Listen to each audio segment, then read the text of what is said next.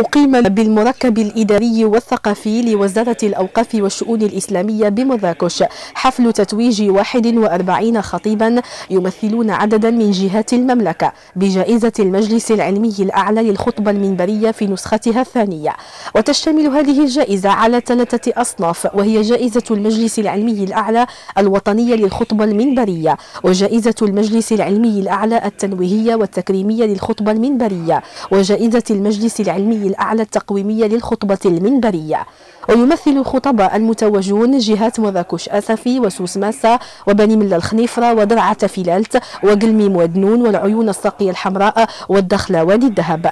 وبالمناسبة أكد الأمين العام للمجلس العلمي الأعلى السيد محمد يسف في كلمة توجيهية أن هذه الجائزة تأتي تنفيذا للتعليمات المولوية السامية لأمير المؤمنين صاحب الجلالة الملك محمد السادس الرامية إلى الاعتناء بالعلم والعلماء والرفع من مستوى الخطاب الديني وتشجيع أهله ورجاله، مذكرا بأن إحداث جائزة المجلس العلمي الأعلى للخطبة المنبرية جاء تتويجا لمكانة الخطباء ودورهم الريادي في إصلاح المجتمع وتنويره بالتبليغ عن الله وإرساء شرعه، خدمة لصالح الأمة في دينها ودنياها، وحماية لأمنها الروحي، وحفاظا على استقرارها ووحدتها، انطلاقا من توابثها الراسخة وهي المذهب المالكي والعقيدة الأشعرية والتصوف السني وإمارة المؤمنين.